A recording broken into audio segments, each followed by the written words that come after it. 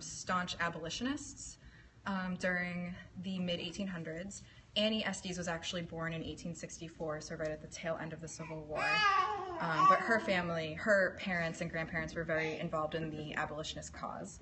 So she created these dolls for her children and her grandchildren, including Virginia Brown. And Virginia Brown was born and raised in Lynn. She actually worked in at GE herself when she was a teenager, and her father was a shoemaker in Lynn. Her father was a shoemaker? Yep.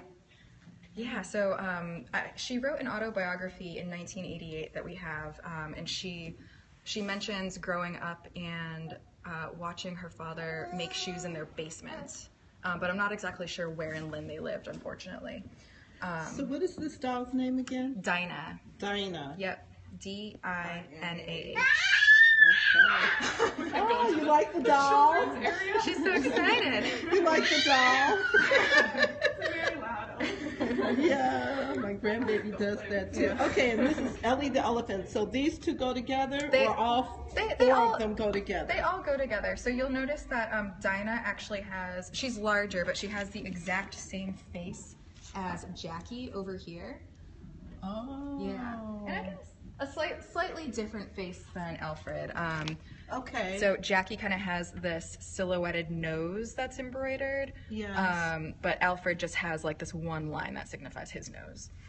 Oh. Yeah. But okay. So they're all handmade, and when Virginia Brown donated them to us, she had done some conservation on them before, and she came in with all of this documentation about how to care for them, the conservation that she's done on them, you know, how they can sit or stand, and information about what their clothing was made out of. So I guess Annie Estes would make their clothing out of just scrap fabric that she had around the house. So these doll clothes are actually made from Annie Estes' clothing herself, and clothing of her children and Virginia Brown herself as well. Yeah, so they're fabulous. Okay, so she created the dolls for Virginia Brown. For Virginia Brown. Yep. And so these dolls are all 92 years old. Yes. All of them. Yeah, all of them. Yep. All of them are 92 years old. They were all made in the mid-1920s. Mid-1920s. Yep. Okay. Yeah, they're fabulous. And they are beautiful. Yeah. And so this is a cape? I think maybe it's a cape. Or a dress? What is that? Yeah, it is a cape. Yep. That's really cute. Yeah. Oh my gosh. Okay, so somebody says, why are they black dolls? Yes. Yeah, so we got some questions about that, but yes. So like I said, the Estes family were abolitionists. Yes. And so, I mean, I can't exactly say why they are black dolls, but I think just the fact that they were abolitionists, and maybe Annie Estes was trying to, you know, show Virginia Brown a little diversity in her toy collection. Yes. I really can't speak to it, but that's what I theorize. And I think it is.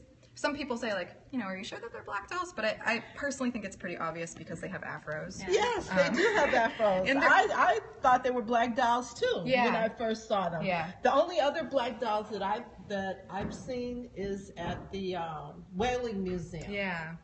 But we adore this collection. We feel really special to have it. And the thing that I really like the most about them, specifically about them being black dolls, is that they are not a stereotypical depiction. You know, because in the 1920s, Jim Crow was still extremely prevalent, but these are, you know, respectful and like as realistic as you can get with dolls. You know, they're lovable dolls. They are. Yeah.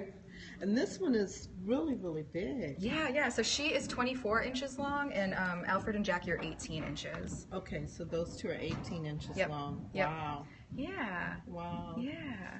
So Dinah, Ellie, and Jackie. Yeah, I think it. Maybe that's the only thing she had to use, and it's possibly. a burlap bag. And I think in their profiles they're made out of some sort of muslin.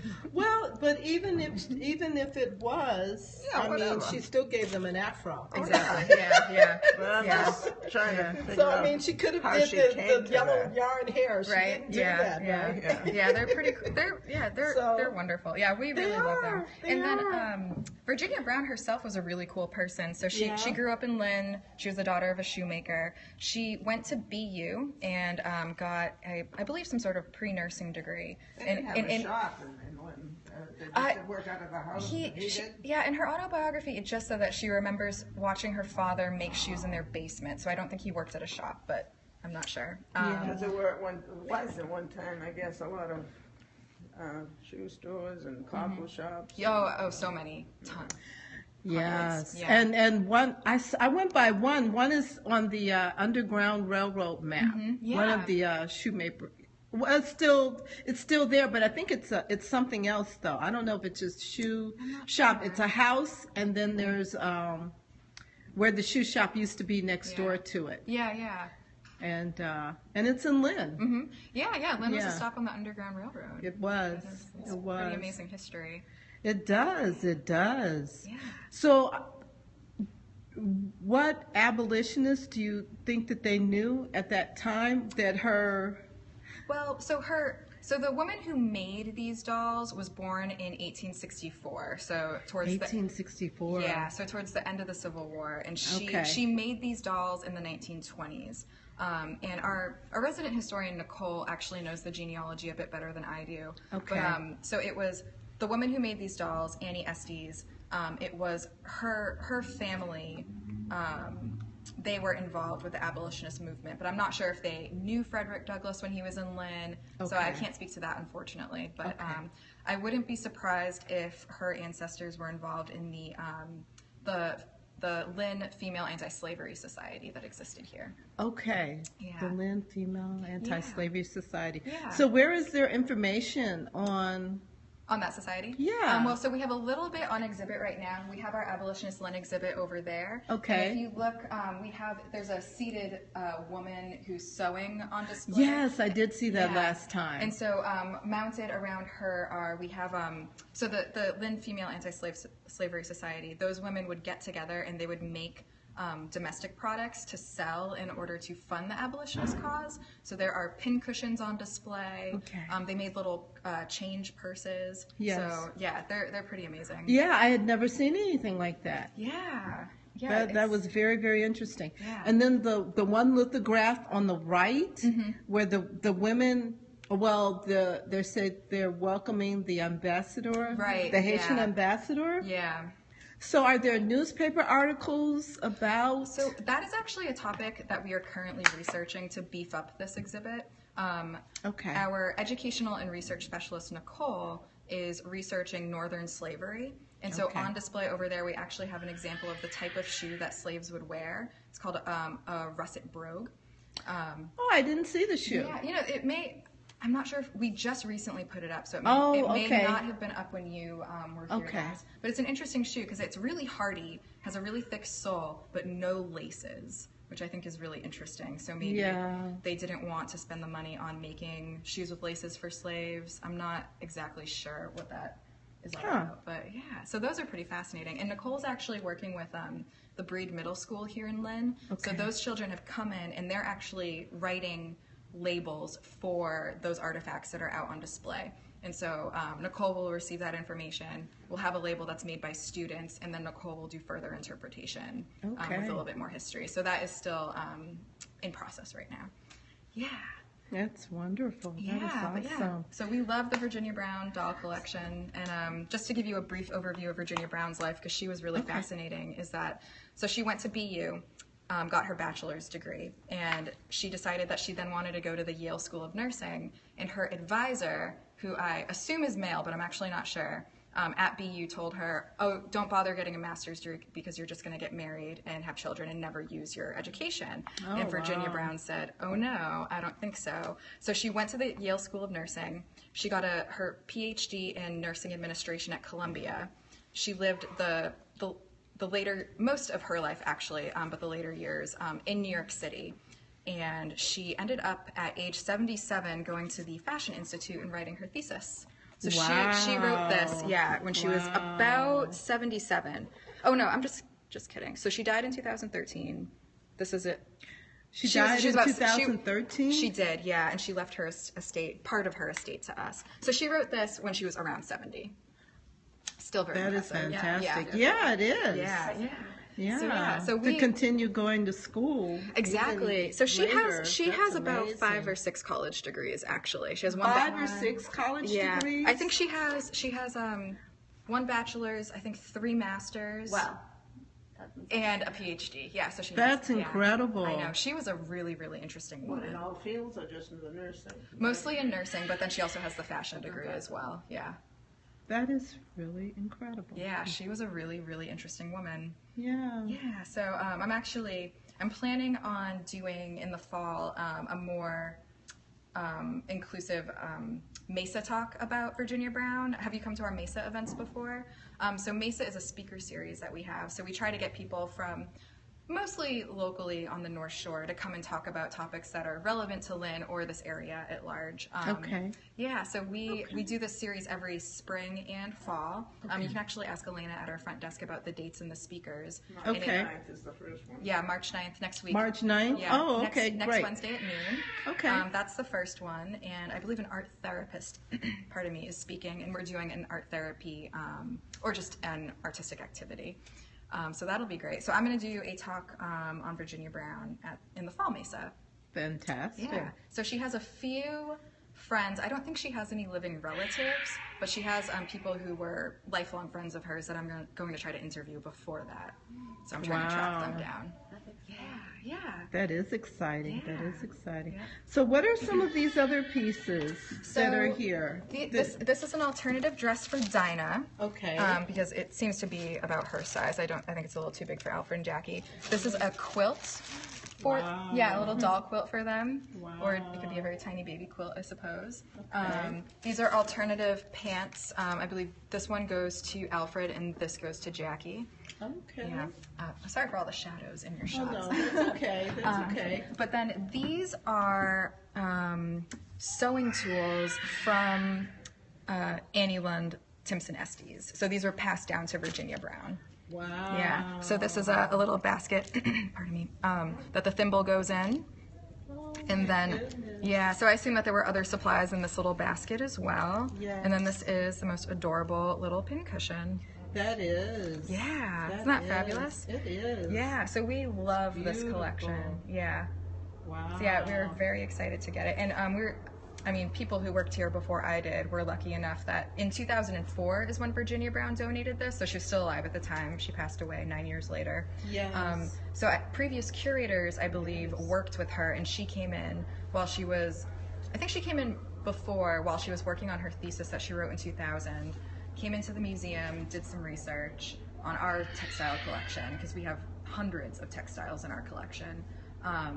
She goes on to write her thesis, and Yes. then she donates her collection to us. Wow. Yep, and then when she passed away, she left part of her estate to us as well. Amazing. Yeah, so we are extremely thankful for Virginia Brown's gift to us, these dolls and the estate that she left us. Wow. Yeah, we feel very This lucky. is incredible. Yeah, she was a pretty amazing woman, and these dolls just have such amazing history. They do. They do. Yeah. There was a story on the news this morning about a grandson of this, he was cleaning out his grandfather's attic, came across some original baseball cards. So they're all like worth $1 million. Oh, I bet. Wow. Yeah. Ty You never Cobb. know what you can find. I feel like I'll start digging. Yeah, right? Yeah. That is incredible. So what is this right here, that sailor outfit? Little sailor's outfit. So this is an outfit from the 1930s or 1940s.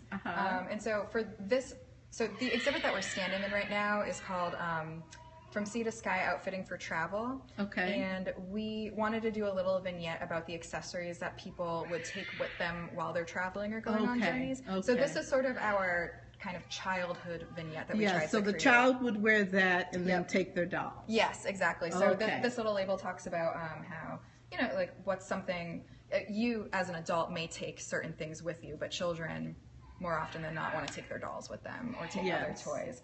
And so we just love Alfred and Jackie so much that I we know, wanted to. they're adorable. Yeah, and so Virginia Brown had these with her whole life, so they definitely saw some really amazing journeys. Virginia Brown was actually in the Navy. She was a Navy captain and was in the Navy for 30 years. Okay, so this is her hat. That is her hat over there. Okay, That is okay. her Navy captain's hat. Yep. So she was in the Navy for 30 years? She was, yeah. We actually have a plaque that she left to us that is her, it's basically like an award that she got. I think she retired after 30 years. Wow. Yeah.